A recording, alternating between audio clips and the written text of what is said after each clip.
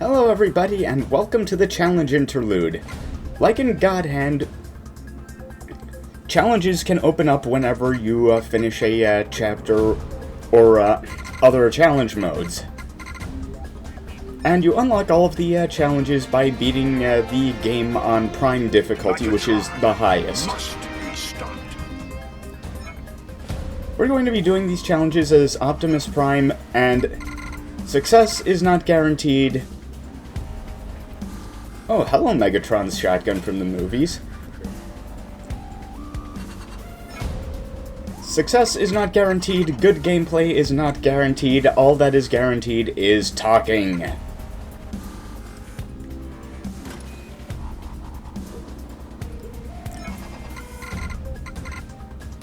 And now we're going to load up Optimus Prime with the weapons that I'm going to want to take.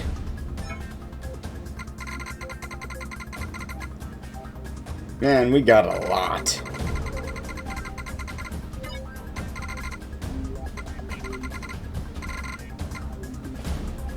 Yeah, that looks good. Anyway, elements on weapons do actually have a use. They can proc statuses on enemies, fire does continual damage, shock and stun enemies, and ice can actually freeze them. So, this is our first challenge. Defeat Decepticons. Just beat a bunch of normal dudes. No special enemies or bosses or anything like that, just guys. Not this time.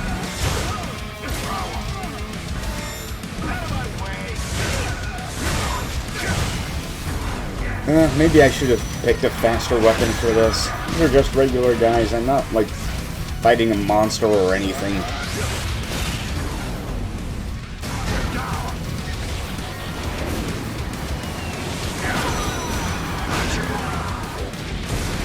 So, let's talk Platinum Games.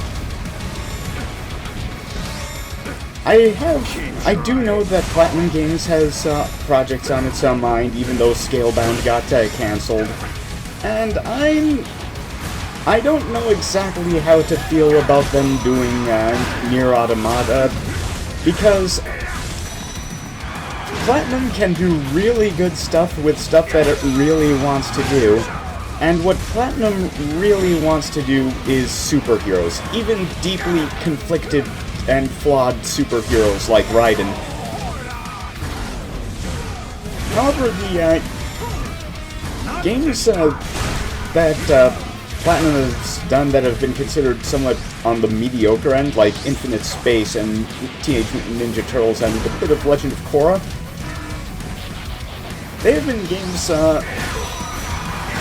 where they haven't really been able to exercise the whole over-the-top nonsense that they have really become famous for.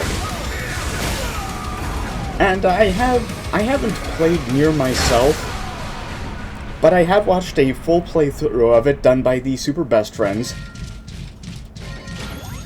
And the Nier setting, the general Nier attitude, probably comes from the fact that it was a follow-on to Drakengard, is a lot more generally subdued than the kind of stuff that Platinum made its name doing and is famous for being really good at doing. So I don't know if Nier Automata will be another big hit for Platinum. We can always hope, of course, but judging from previous experiences with their games, there's no real guarantee that's going to be anything great. Okay, second challenge. Defeat the Constructicons, all 6 at once.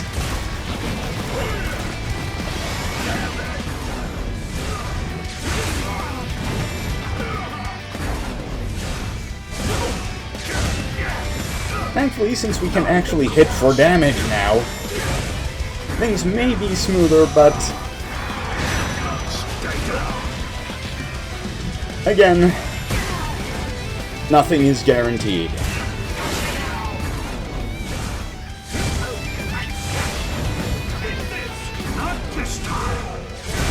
I love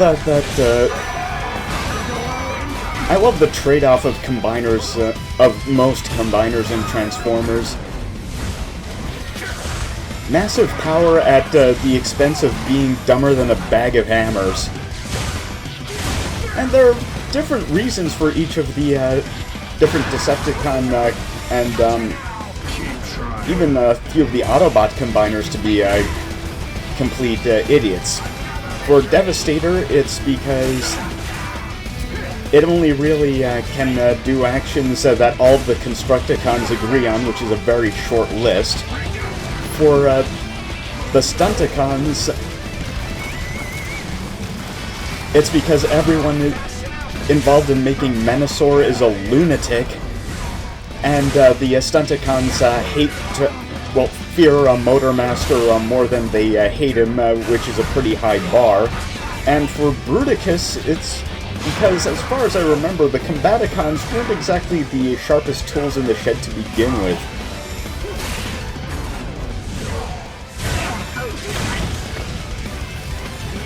For Superion, it's because the independent thoughts of the aerial bots are subordinated for the single objective of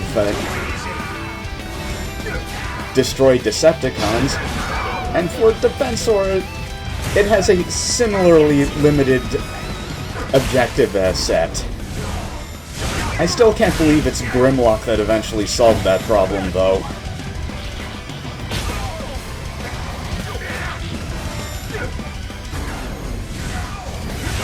And we're finally knocking these guys down.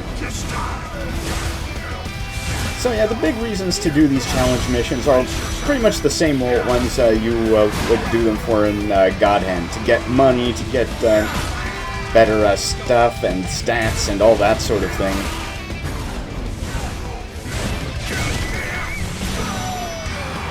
Unless you were really good at the game, God Hand would be stingy enough that you pretty much had to do the challenge missions in order to afford what you wanted.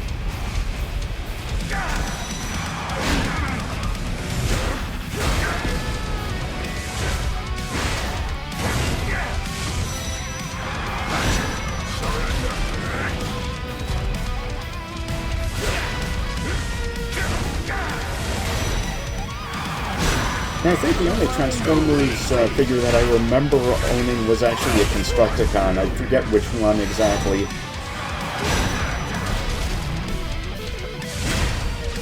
What I did have, however, was a complete Voltron action figure.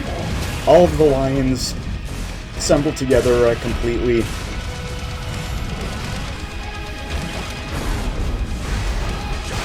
Kinda wish I knew what happened to it.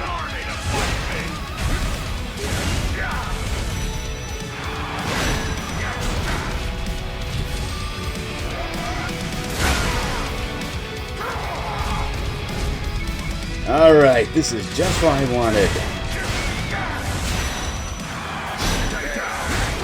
And we managed to knock Devastator over. Perfect.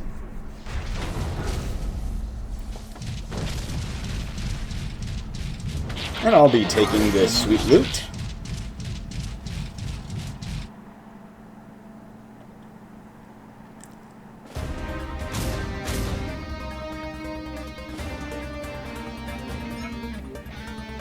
So yeah, you'll remember that I said at the beginning of this, I don't remember a single plot of a Transformers episode. The thing is, it's playing this game and doing this playthrough that have gotten me actually interested in researching the Transformers franchise, at least Generation 1.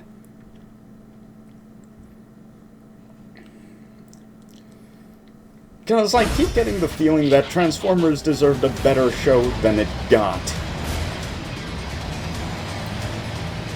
One thing that I'll always say about this game is that this game is as good as some people think the Generation 1 TV show was.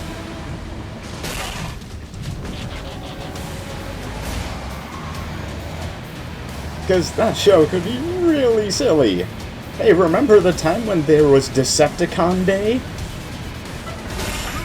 And remember the time when Soundwave opened a disco because that's obviously what the kids like in the 80s.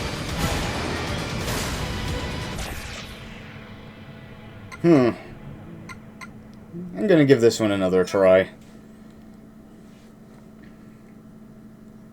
And remember the girl who loved Powerglide?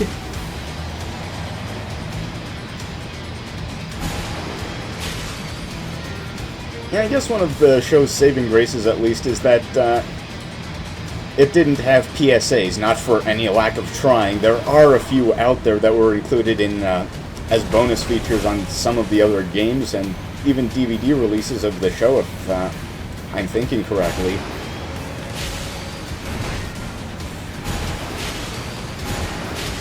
Because I think the PSAs are the most that people even remember about G.I. Joe.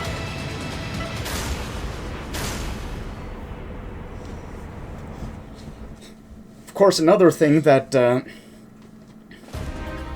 got me thinking about 80s cartoons is that a few months ago, I took a trip to visit the family I have in South America, and when I was visiting one of my aunt's houses, I slept in the bedroom of one of my cousins who was away at college.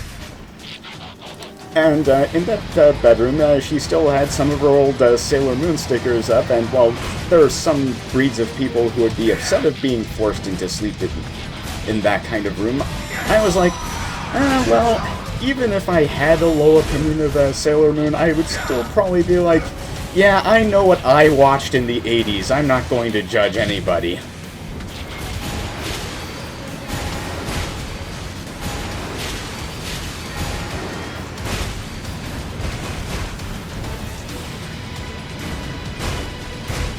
I think Optimus might just be too slow for this.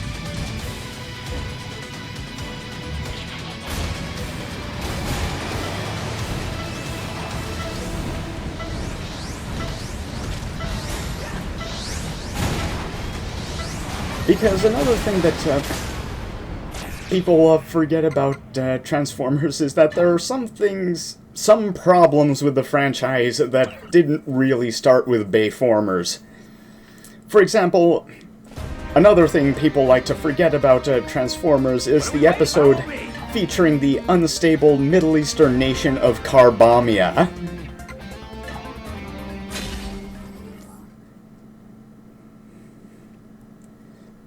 You know, the place with the sign that had a separate population number for people and camels.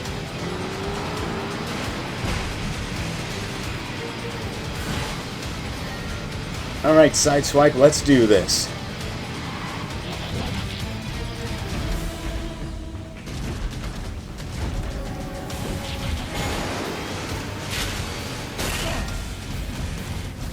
So yeah, sadly, Mudflap and Skids were part of an old tradition in Transformers.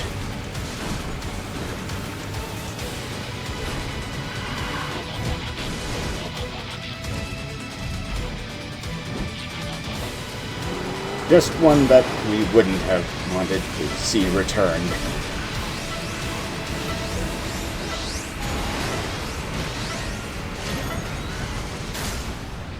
Oh, well, I guess this isn't really happening.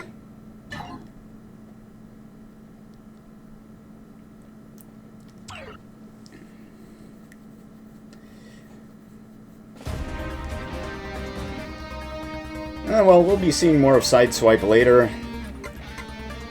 And we will be seeing more challenges later, but before we move on, I'm going to buy a couple of essential moves with my challenge cash.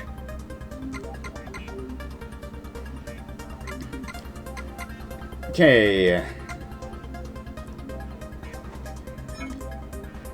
Okay, that's a stagger move. Basically, that allows you to accelerate in place. Rush combo is for dash attacks. And you know what? I'm just gonna hold off on buying any more. So I'll be seeing you guys next time where we begin Chapter 2 of Transformers Devastation using the Engineer Wheeljack. See you then!